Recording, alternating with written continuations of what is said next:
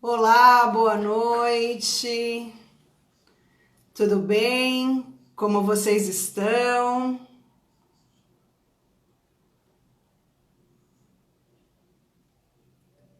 Vamos aguardar um pouquinho para as pessoas poderem entrar na live.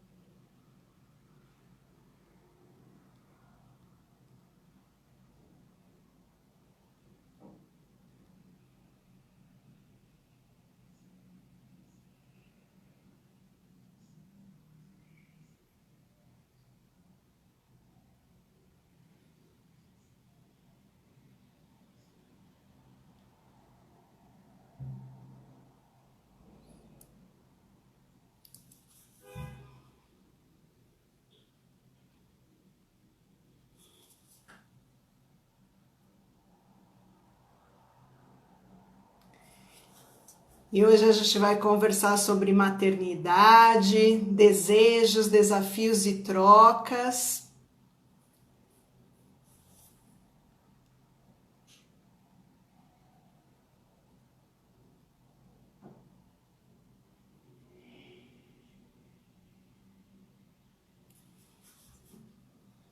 Guardar alguns minutinhos.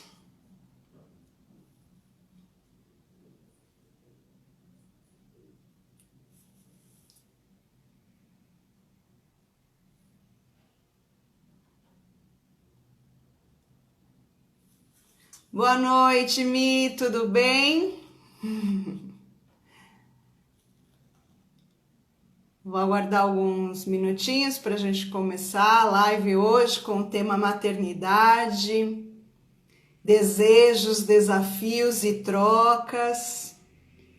Esperando também nessa conversa, se vocês tiverem perguntas, conforme eu vou conversando, podem escrever aqui.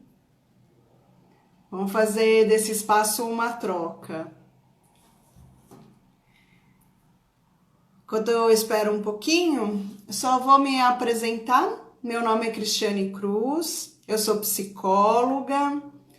Nessa época de pandemia, estou atendendo online, atendo crianças, adolescentes, adultos. Se você tiver interesse, precisando de um apoio psicológico, pode entrar em contato comigo para a gente poder agendar um horário.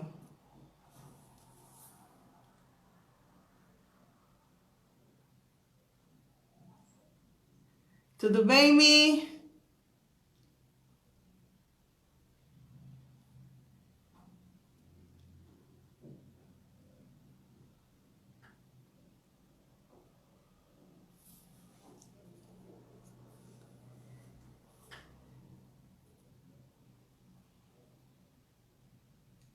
Então, o tema que hoje eu vou tratar com vocês é sobre maternidade, desejos, desafios e trocas. E o que faz parte do desejo, né? Então, hoje a gente também vai falar sobre isso.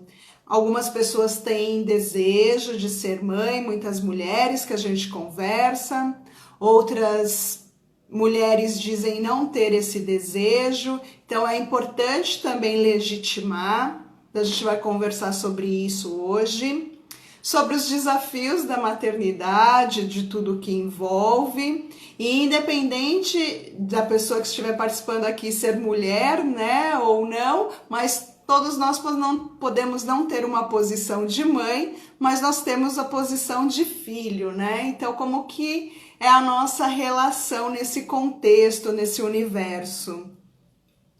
E as trocas que a gente pode fazer aqui. Olá, boa noite! E as trocas que a gente pode fazer aqui, que eu quero poder compartilhar com vocês e vocês perceberem que mais pessoas passam pelas mesmas dificuldades, pelos mesmos desafios que você possa estar passando nesse momento. Então, para a gente falar de quando a gente pensa em maternidade, eu acho que a primeira coisa que eu gostaria de conversar com vocês e apontar é essa idealização que nós temos do papel da mãe. E nisso vem a fantasia, nessa idealização daquele amor romântico entre mãe e filho, de algo que é sublime, santo, incondicional. Então, essa palavra que eu gostaria muito que nós pudéssemos conversar sobre este amor incondicional. E eu gostaria até que a gente analisasse a palavra incondicional. O rigor do termo incondicional significa, independente do que você fizer, eu vou aceitar. E isso é uma questão problemática e acho que faz parte dessa fantasia que nós construímos até coletivamente desse amor incondicional.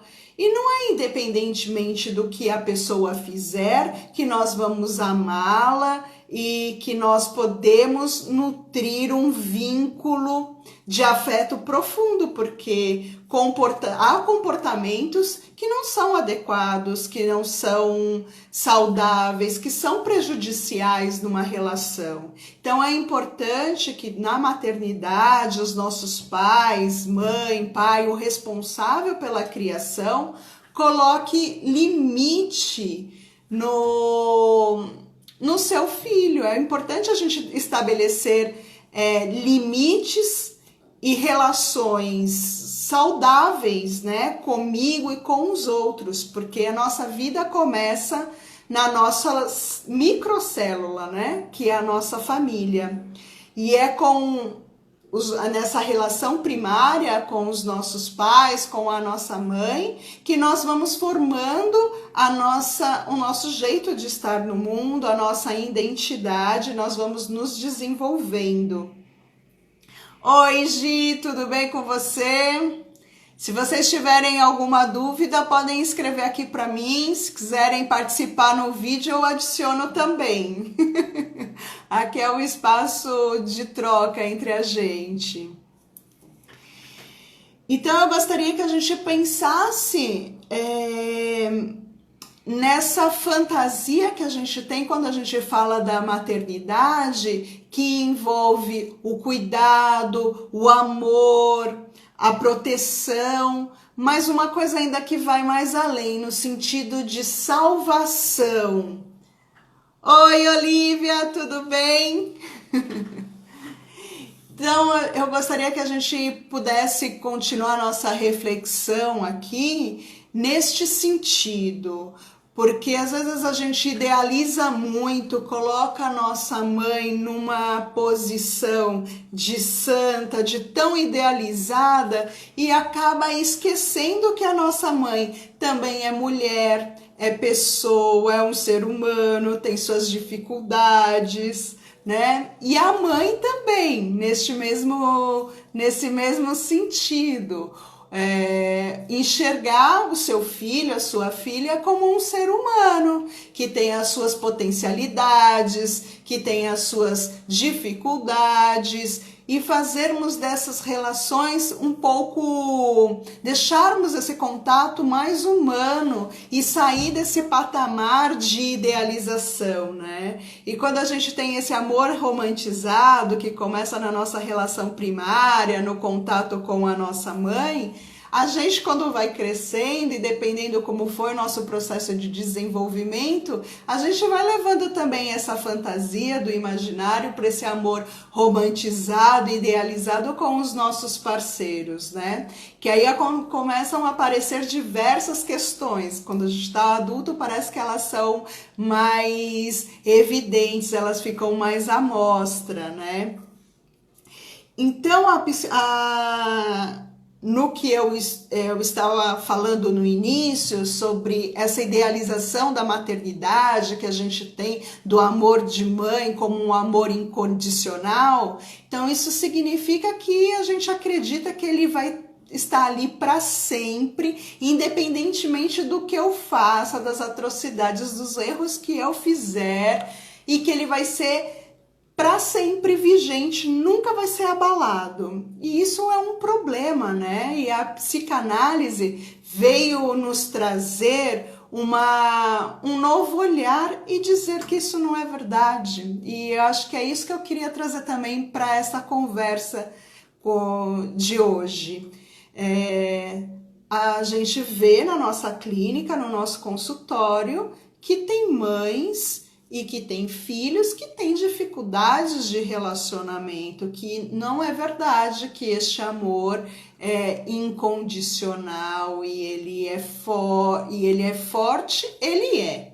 Isso ninguém pode negar, porque é um vínculo, um dos mais fortes vínculos humanos que a gente tem, são com os nossos pais, com a mãe e com o nosso pai, independentemente da relação que nós tivermos com ele. Mas ele não tem essa fantasia de idealização que nós colocamos, né? Então, acho que a psicanálise, a psicologia nos traz para um papel mais humano nas nossas relações, né? Então, eu acho que é isso que eu gostaria também de trazer para vocês, que a nossa mãe e nós como mães, nós temos o papel de mãe, mas nós temos outros papéis na nossa vida também, de filha, de profissional, de amiga. Eu gostaria de retomar um pouquinho que a gente tem a história do amor, né? São várias histórias. Então a gente tem o amor de família, né? O amor maternal, paternal, fraterno, nós temos o amor de amigos, nós temos o amor erótico, nós temos o amor divino. São várias expressões das formas de amor que a gente tem na nossa vida, né? E nessas nossas fantasias de amor, às vezes a gente pensa, por exemplo, numa relação com os amigos, numa relação de amor. Será que nós estamos nutrindo e cuidando? Às vezes a gente ouve as pessoas se queixarem assim, mas ninguém olha para mim, ninguém me liga, ninguém me ama, ninguém me chama para as festas. Será que também eu faço esse movimento de demonstração de amor? Eu ligo para os meus amigos, eu estou em contato com eles para também faço os convites para oferecer a minha admiração, minha apreciação para os meus amigos. E isso tem muito a ver da forma que a gente vai crescendo e vai se relacionando com os nossos amigos das diversas formas de desenvolvimento, como se deu também o nosso vínculo com os nossos pais, o vínculo materno, o vínculo paterno. E o vínculo materno, ele é muito forte, né? Porque a gente tem a esperança tem a experiência e a esperança também quando a gente tem a gestação. E o que envolve toda aquela gestação? Há pessoas, há mulheres que durante a gestação têm muitas dificuldades. Dificuldades mesmo às vezes de ordem física. Pode ter um diabetes gestacional, pode ter um monte de complicações de ordem física, mas também emocional, depende como que é esse parceiro que ela teve, que vai ser o pai desse filho, como que era. Oi, Sil, tudo bem? Depende como que é a relação dessa mulher com esse homem que gerou esta criança. Então, a gravidez ela é um período que pode ser muito turbulento. E às vezes a gente ouve os contos de fada falando que é um período sublime, e às vezes as mulheres que passam mal durante a gestação e mesmo no aspecto físico ou emocional, elas se sentem ainda mais culpadas. Nossa, eu estou grávida nesse momento, eu deveria estar tão irradiante como todos os discursos, as narrativas que as pessoas falam, mas eu estou me sentindo mal. Talvez ela está desamparada pelo marido, ou foi uma gravidez com um namorado que o namorado sumiu. Então, para a gente falar de maternidade, a gente vai colocar também em pauta, em discussão, a questão do feminino, a questão do masculino, a questão da cultura que nós estamos inseridos, né? Parece que a mulher nasceu predestinada à maternidade. Isso, se o corpo em transformação muda muito, né? E com esse corpo na gestação também mudando, a nossa psique, ela também vai mudando. E vai vindo o medo, né? Conforme a gente vai se aproximando do momento do parto, aí você parece que toma aquele choque de realidade. Agora essa criança vai para o mundo, minha vida vai mudar. Como será essa nova situação, né? Então, são várias ansiedades que a gente passa durante a gestação. Então, retomando ao que eu estava falando, dessa condição da maternidade, parece que a mulher está fadada à maternidade. E hoje, depois dos movimentos feministas e de tantas discussões que a gente tem na nossa sociedade, a gente vê que tem mulheres que decidem por não serem mães, por não optarem. E eu acho que isso é uma coisa importante que a gente tem que trazer para o nosso diálogo.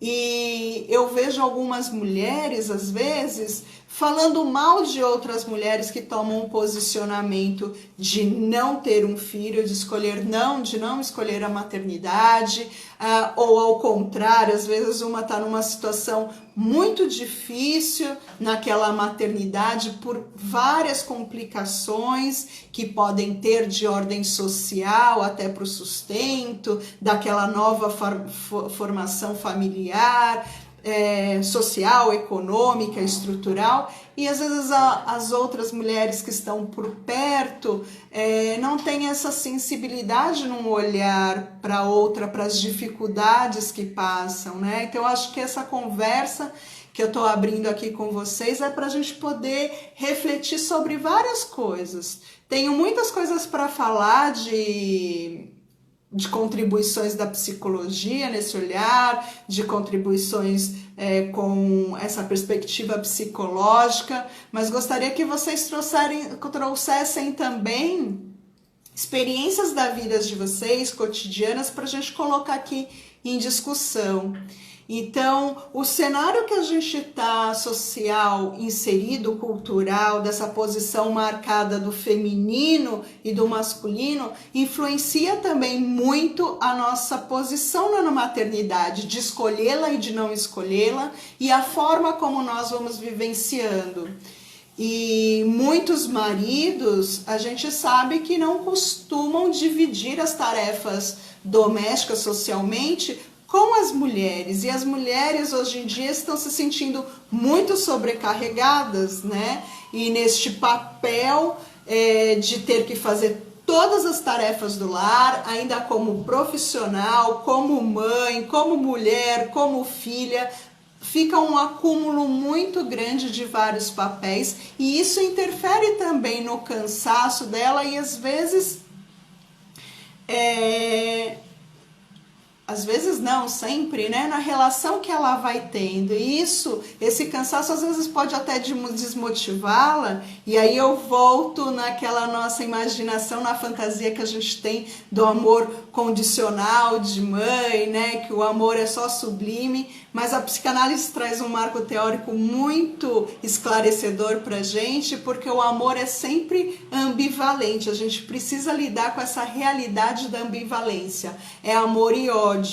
E a gente muitas vezes não consegue lidar com isso, né? Porque às vezes o filho fez alguma coisa que foi terrível, uma arte terrível, que quebrou várias coisas dentro de casa, que se machucou, e às vezes você fica com uma raiva daquilo, fala assim, por que que eu fui inventar de ser mãe? O que que eu tinha na minha cabeça? E essas coisas, depois a mãe fica se sentindo culpada, nossa, o que que eu pensei? E isso vai trazendo tantos sentimentos, mas o filho também às vezes tem essa posição, né? O filho, quando a mãe não atende um capricho dele, uma birra, fala assim, eu vou morder você, eu quero te bater, eu vou te matar.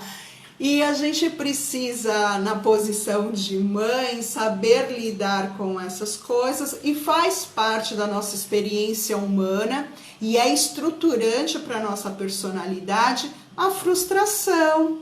saber que nós, como mães e os nossos filhos, nós falhamos, nós temos as nossas vulnerabilidades, e assim acho que o desenvolvimento psíquico, humano, vai ficando mais leve, menos pesado, e a gente vai saindo desses campos muito densos de idealização, de muita fantasia, que nos trazem muitos sentimentos e às vezes muitas problemáticas conturbadas na vida adulta, né?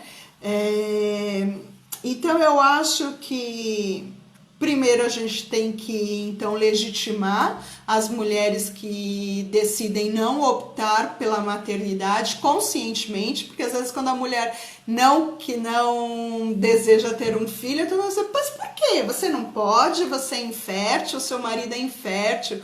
As pessoas parecem que cobram muito da mulher esse papel, né? Que como se a maternidade fosse uma obrigação social. E aí você vê muitas pessoas, mulheres que são solteiras, passando dos 35, chegando na marca dos 40 anos ou indo mais adiante, que ficam muito desesperadas com essa condição. E agora a minha possibilidade biológica talvez está terminando, não consiga ser mãe, e fica com esses pensamentos muito angustiantes, né? E a outra parte que eu acho que é para a gente trazer da nossa conversa, que faz parte do humano, é essa ambivalência que a gente tem de amor e ódio, né? Eu vejo muitas mulheres que às vezes a gente vê relatos na clínica e às vezes a mulher ela decide ter um filho porque ela falou assim: eu não fui amada pela minha mãe, pelo meu pai, mas agora eu vou amar esse filho com toda a minha força, e projeta tantas coisas nesse ser, deposita todas as frustrações, todas as coisas dela numa coisa idealizada com esse filho, que também pode ter desdobramentos muito complicados para essa mulher e para esse filho também, né? E às vezes a mãe, e a gente sabe que a gente está num mundo muito violento, né? E a mãe às vezes tem uma tendência a super proteger tanto esse filho, mimá-lo tanto, não querer que se machuque, fica tão em cima que atrapalha o desenvolvimento natural da criança, o desenvolvimento físico, motor, psíquico, cognitivo. Eu lembro de uma experiência quando eu estava na faculdade. Era na parte da psicologia escolar, numa escola. Era uma criança de 5 anos de idade com síndrome de Down. Essa criança estava sentada brincando no pátio com as outras crianças. Eu achei curioso porque aquela criança ela não andava. E eu falei, nossa, mas ela tem 5 anos e não anda. A proteção da mãe, por conta dessa criança apresentar a síndrome de Down, foi tamanha que a mãe começou a poupar a criança de tantas coisas, de tantos esforços, que a criança chegou com 5 anos de idade sem conseguir andar. Ela usava fralda. Então, às vezes a gente precisa, é muito dolorido quando a gente tem um filho e a gente tenta proteger ele de todas as maldades que o mundo possa fazer, mas por mais que a gente queira fazer esse movimento, independentemente se o nosso filho tem alguma deficiência ou física ou mental, ou não apresente nenhum tipo de deficiência, a gente nunca vai conseguir proteger os nossos filhos de qualquer adversidade, né? Então, é muito importante... Oi, Jeff, Renata, Du... Vocês podem ir escrevendo para mim, isso aqui é um bate-papo. E eu vou incluindo na conversa. Se vocês quiserem participar no vídeo comigo também, podem entrar aqui e pedir a solicitação que eu autorizo. Vamos fazer um papo interativo. Então, é preciso também no período da maternidade a gente ter consciência que nós, como mães e pais, a gente não vai conseguir proteger os nossos filhos de tudo, porque isso é humanamente impossível. E quando a gente tem essa ligação psíquica e a gente trata o nosso filho desta forma, a gente acaba atrapalhando, prejudicando o desenvolvimento da... Oi, Paulinha, Roseli. A gente acaba prejudicando o desenvolvimento dos nossos filhos, né? Então a gente precisa ter essa consciência. Então, assim que nasce uma mãe, a gente também tem um período de luto, né? Porque é um período que deixa de existir a nossa identidade anterior. Mas isso não significa que a gente precisa de um tempo para processar tudo isso, mas isso não significa que a gente tem que abandonar todos os nossos papéis na família e socialmente. Mesmo você sendo mãe, você vai continuar sendo amiga, profissional, filha, tem outros papéis, né? Eu acho que talvez uma das coisas muito pesadas na maternidade, nessa relação moderna, talvez também seja o peso muito grande que as mães carregam de muitas coisas, né? Hoje em dia, que a mulher está muito aí no mercado de trabalho, ainda bem, né? Porque na época da minha avó, poucas mulheres ocupavam. Isso foi um ganho histórico muito importante, mas a gente tem que saber lidar. E hoje eu estava conversando com as minhas amigas e elas estavam falando que a pandemia trouxe um momento de importante reflexão e que já tinha aparecido aqui também nas perguntas encaminhadas quando eu comecei a divulgar a live sobre culpa. Elas começaram uma das minhas amigas relatou no grupo que ela começou a refletir quanto tempo a filhinha dela, pequenininha, ficava numa escola por dia. Ela falou, nossa, ela fica 8 horas por dia numa escola. E depois da pandemia, quando essa situação for resolvida e nós voltarmos para as nossas atividades profissionais, como vai ser? Será que eu vou conseguir deixar essa minha filha 8 horas numa escola? E aí começa a aparecer a culpa. E tem muitas pessoas, muitas mulheres que depois da pandemia e hoje já não tem condição de ficar 100% do tempo com os seus filhos, né? E eu acho que quando a gente é inaugurada nesse papel de mãe, entra nesse mundo da maternidade, a gente começa às vezes a se sentir culpada, mas acho que o alívio que eu posso trazer também para vocês, que não é 100%, então voltando também naquela situação, não tem uma situação, não tem uma receita que a gente pode falar, que a gente vai controlar todas as adversidades, que é o mundo ideal, que você tem que ficar com seus filhos tantas horas por dia, fazer tantas coisas. Não existe receita ideal. E a gente vê que isso é um problema de todas as classes sociais também, porque se só o dinheiro e a disponibilidade ficar totalmente com os filhos fosse resolvido, a gente não veria na clínica pessoas que têm uma possibilidade econômica bem confortável com os filhos e elas mesmas trazendo questões humanas para ter o tratamento na clínica, né? Mas eu acho que a gente tem que trabalhar dentro de nós esse sentimento de culpa. Por que nós nos sentimos culpados, né? E às vezes nessa relação que a mamãe tem com o seu filho de culpa, ela também às vezes pode ser transferida na nossa relação adulta com o nosso parceiro. Será que eu não estou sendo uma mulher suficiente para atrair o meu parceiro? Por que que o meu marido me traiu? Por que que o meu namorado foi embora? Será que eu não sou suficiente? E a gente vai ficando se martirizando sempre neste mundo da culpa, né? Como se a gente não tivesse sido o suficiente. Eu acho que a gente tem que abrir um novo olhar. Eu gosto muito da psicanálise do Winnicott, que ele fala da mãe suficiente boa e da mãe suficiente má.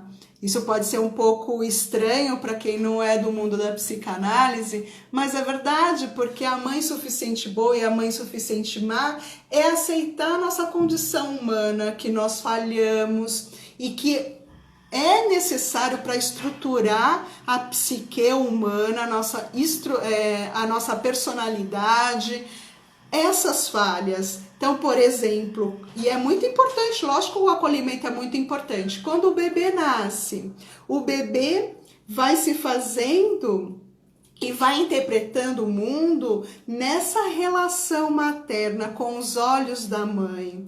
Então o bebê às vezes faz uma carinha de cólica ou de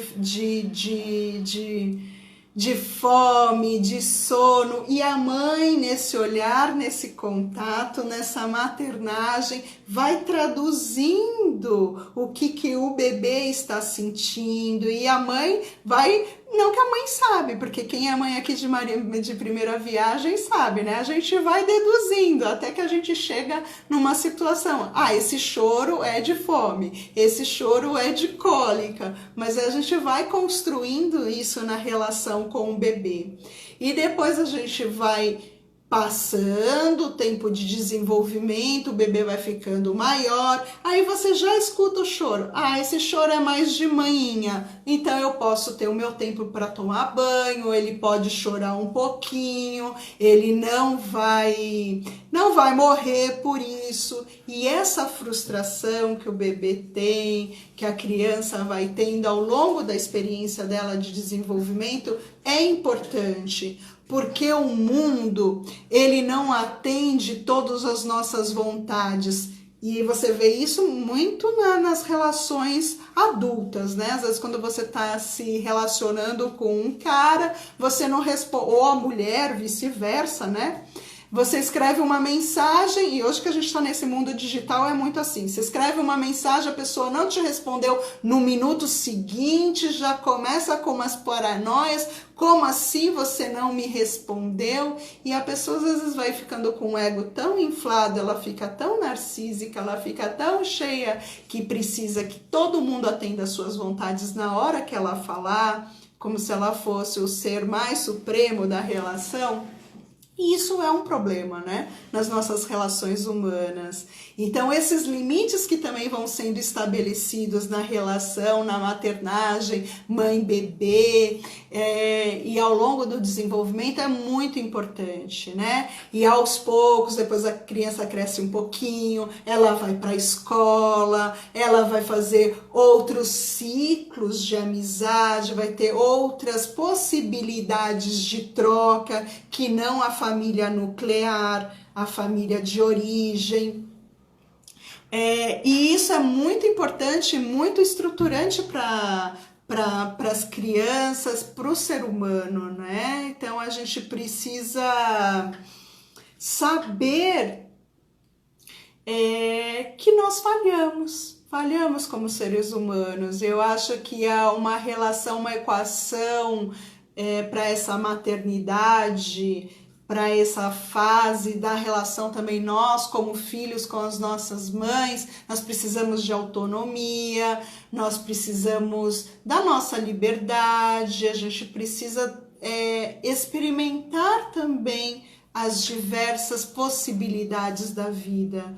E hoje a gente vê muitos homens, né, com 35, 40 anos ainda continuam morando com a mãe, são dependentes, assim, a pessoa trabalha, paga todas as suas contas, mas ele volta para aquele ninho seguro, onde a mãe faz todas as vantagens, sabe, aquele ninho de amor. E essa pessoa também vai ter muitas dificuldades amorosas com outras pessoas, né? Porque ela ainda não cortou aquele elo, ainda tem uma relação muito simbiótica, não tem uma independência, uma autonomia, né, na relação. Então, eu acho que a gente precisa refletir. Vocês têm alguma pergunta? Tô vendo que vocês colocaram algumas carinhas, mas eu não vi nenhuma pergunta. Se quiserem fazer alguma consideração no que eu tô falando, podem escrever aqui. Então, acho que para a gente trazer uma forma também de relacionamento saudável, né, entre pais e filhos, e também depois para as outras formas de socialização. Estão escrevendo aqui. A Doce escreveu, porque ele deseja comodidade. Você diz, esses homens de 35, 40 anos que ainda ficam com a mamãe na zona de conforto, Du? É isso? A Débora escreveu aqui, como é difícil lidar com crianças que são protegidas o tempo todo e não conseguem lidar com as frustrações. Como podemos fazer essa criança quebrar esse ciclo? Essa é a pergunta aí de $1 milhão de dólares.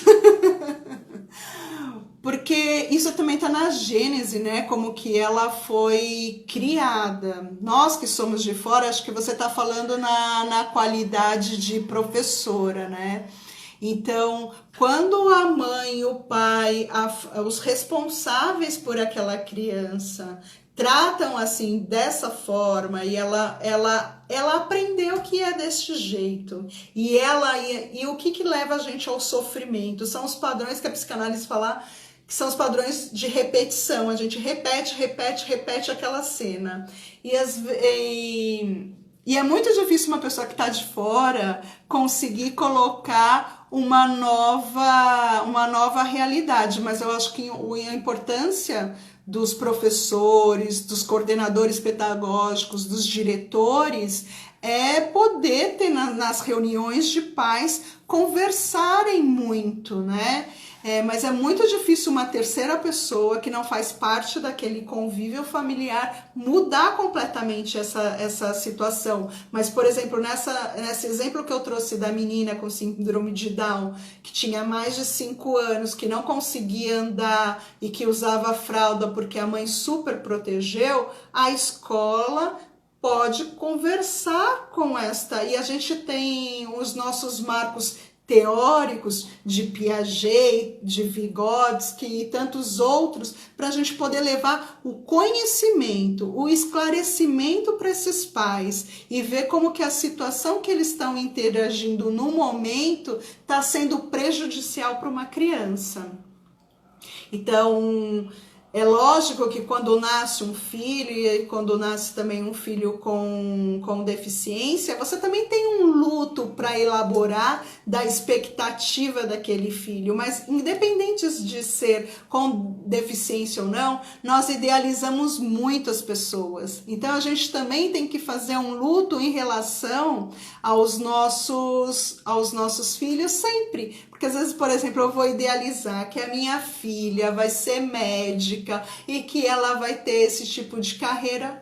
Não, ela vai crescer, ela vai escolher a profissão que ela deseja. Se eu gostaria de... Ela não é uma projeção, um ser programado para fazer o que eu gostaria de ter feito. Se eu quero ser médica, então eu vou fazer um vestibular e tentar ser, e vou tentar fazer por mim, não querer que os outros façam por mim. Por isso, Débora, é um pouco complicado dizer que você pode fazer para a criança sair dessa super proteção que você vê que está estragando, né? Mas a vida vai mostrar. Vai começar na escola a aparecer o sintoma, se isso não mudar dentro da dinâmica familiar, por isso que a terapia, psicoterapia é importante, dos pais poderem procurar, principalmente para eles, né? E para a criança também. de mudar essa dinâmica familiar, porque a vida vai apresentar em outras situações o mesmo sintoma, o mesmo problema, de formas diferentes, né? Então, isso que a gente tem muito na nossa experiência clínica. Então, outras situações vai trazer aquela problemática, porque a gente tem os nossos padrões de repetição. E às vezes a gente fala assim, eu vejo muitas pessoas também com esse discurso. Ah, eu não gostei do tratamento, eu acho que eu não fui amada o suficiente. Qual que é a grande questão da nossa vida? É amar e ser amado. E aí eu vou achar que eu não fui suficiente amado pelos meus pais, pela minha mãe, pelo meu pai, que deveria ter sido assim, assim, assim, assim, completamente diferente. O que eu vou fazer quando eu tiver um filho? Eu falo assim, agora vocês vão ver como que é educar um ser humano, vai ser completamente diferente e eu vou fazer tudo certo. Grande engano, porque a gente falha, porque... E a gente repete os padrões que a gente nega. Isso a clínica traz assim, sabe, um espelho bem grande. Então, tudo que você muito rechaça, que você não consegue ver em você, você acaba espelhando no outro e em outras situações, né? Então, eu recomendo terapia para essa mãe, para esses pais, mas como vocês como educadores durante a escola, ou temas que vão ser apresentados, vocês podem explorar isso de diversas formas, né? Para tentar levar, a gente tem que levar o conhecimento. Então, a gente leva o conhecimento. Se a pessoa não quiser se apropriar daquele conhecimento e transformar a vida dela, aí é uma decisão dela, porque a gente não pode mudar pelo outro, né? A Michelle aqui está perguntando, muita proteção por parte dos pais pode causar insegurança na vida adulta? Sem dúvida nenhuma, sem dúvida nenhuma. Porque não deixa, e é como que eu já falei naquela outra situação, né? Não deixa o filho experienciar as situações, vivenciar, né? E a gente começa, então, nesse exemplo que eu dei, que é motor, que é físico, por exemplo, a criança não tem a liberdade de brincar. Criança precisa de brincadeira, do lúdico, e principalmente se ela puder construir brinquedos manualmente, até melhor do que todas essas que a gente compra nas lojas, né? Para usar a criatividade, a imaginação, a fantasia, e aí ela vai conseguindo cognitivamente e até aprimorando vários mecanismos na psique dela, né? Então, os pais que protegem muito, privam a criança de tudo, privam de todas as coisas, vai chegar na adolescência, ela vai ter um monte de decepção com os crushes, né? E às vezes a mulher e o homem, também com essa superproteção, e a psicanálise nos traz isso, fica numa posição infantilizada nos relacionamentos também, né? E aí aquela mulher, às vezes assim, não vai ter nunca um homem suficientemente bom. Inconscientemente a gente tem isso na psicanálise, que é do complexo de Édipo, né? Então nunca vai ter um homem à altura do meu papai, porque eu tenho uma idealização dessa figura masculina e nenhum homem vai ser meu pai. Às vezes ela não consegue se relacionar com ele, que também acha uma traição, porque homem bom, modelo que eu tenho é do meu pai.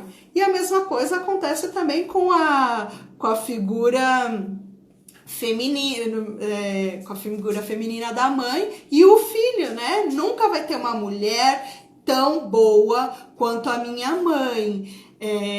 Mas só que eles ficam nessa relação. Quantas mulheres falam assim, nossa, eu quero um homem potente, e você vê que homem mesmo que banca a situação, que vem, que assume responsabilidade, são poucos. Para namorar, para fazer bagunça, tem um monte, mas homem mesmo para subir a posição de homem, sair do lugar infantilizado, tá ficando um pouco complicado nos relacionamentos. E isso tem muito a ver com a história de vida dessa pessoa, com o desenvolvimento dela, as interações, também durante toda a sua fase de desenvolvimento.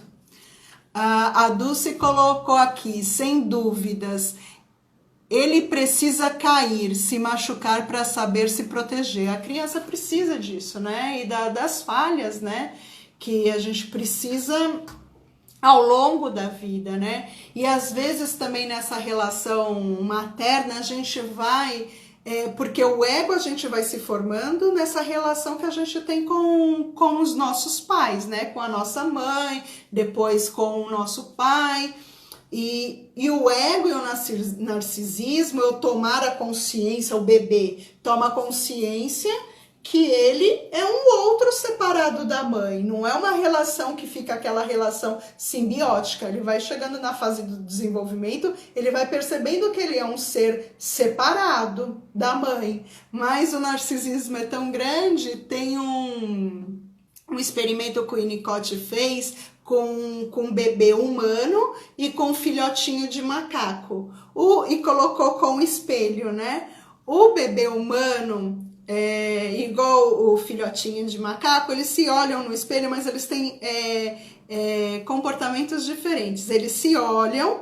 Quando o macaquinho, o filhotinho, percebe que numa fase do desenvolvimento, que ele tá olhando, que ele acha que é uma outra pessoa, o bebê também, eles acham que é uma outra pessoa. Quando eles percebem que é ele mesmo, a imagem dele refletida, o macaco perde o interesse e vai fazer outras coisas. Mas o bebê humano fica, é o mito de Narciso, né? Fica deslumbrado com a imagem que ele vê no espelho e fica apreciando, apaixonado. E isso é uma fase natural que todos nós passamos, mas tem pessoas que se cristalizam nesse autocentramento e não conseguem perceber o outro. E aí tudo, por isso que a gente fala das personalidades narcisistas, né? Tudo é voltada para ela, né? Ou se alguém fez alguma coisa, ela fez contra mim. Ela é o centro da questão em todas as situações. Às vezes as pessoas têm atitudes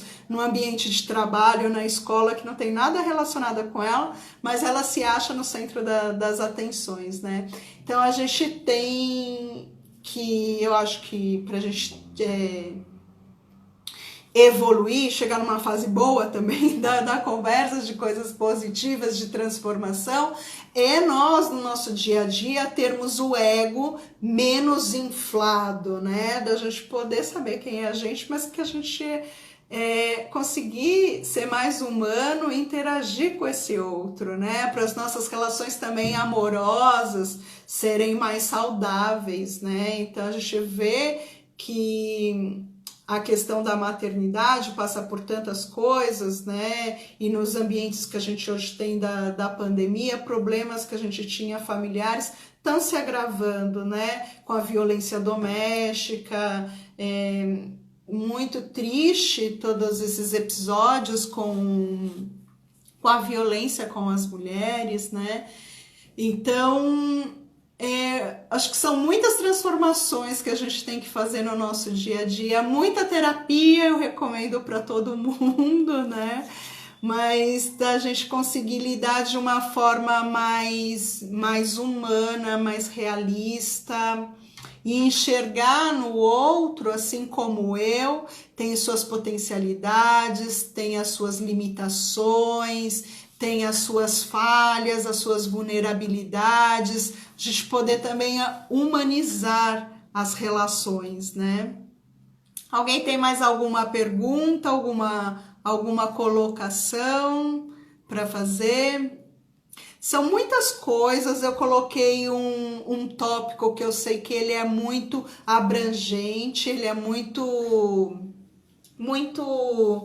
vasto, né? Mas eu acho que de uma forma um pouco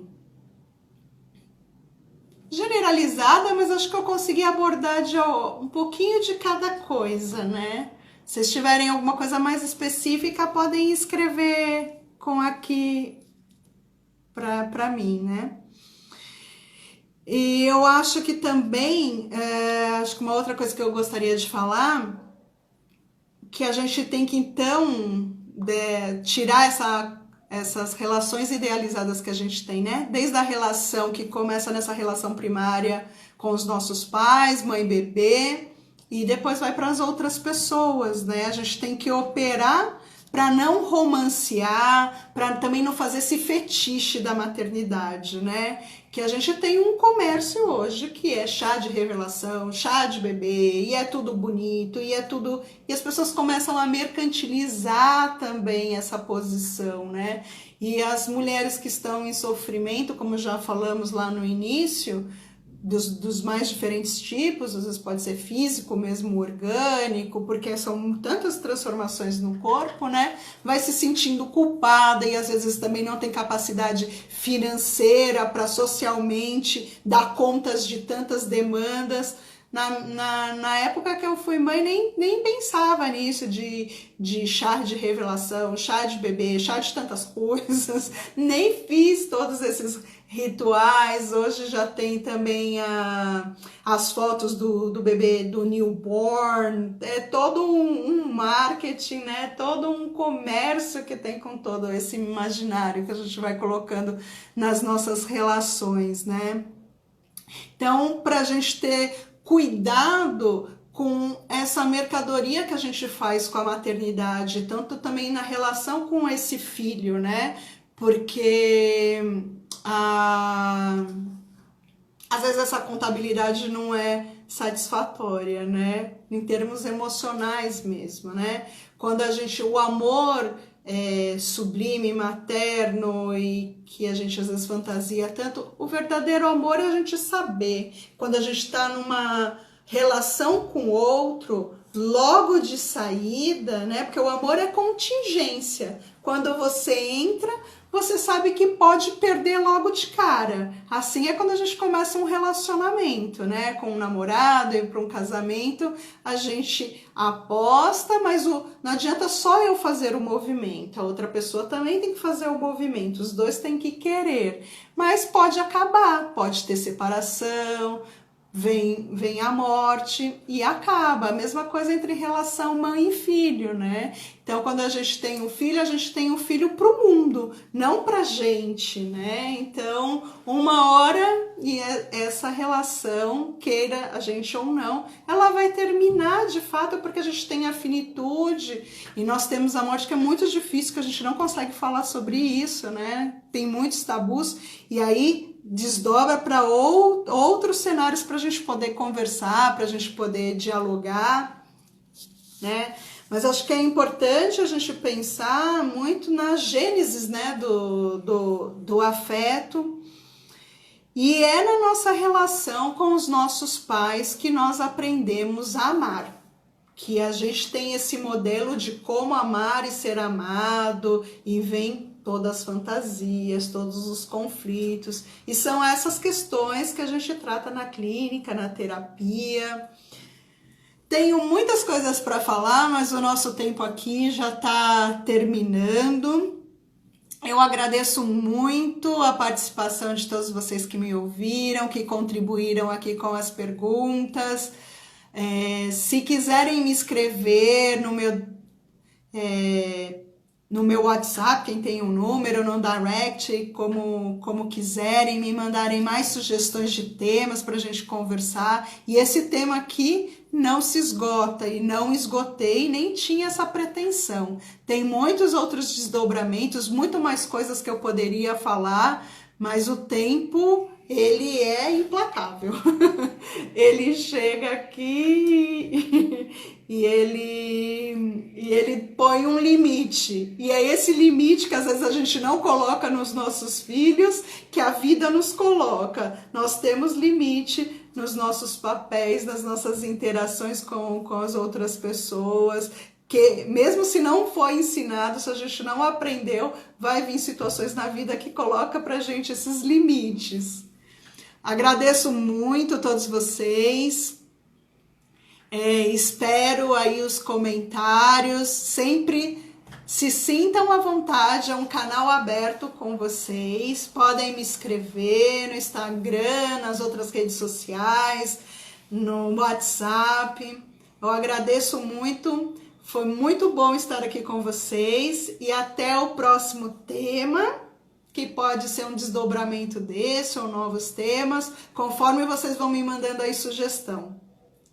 Uma boa noite para vocês, bom final de semana e nos vemos na próxima. Obrigada, gente. Tchau.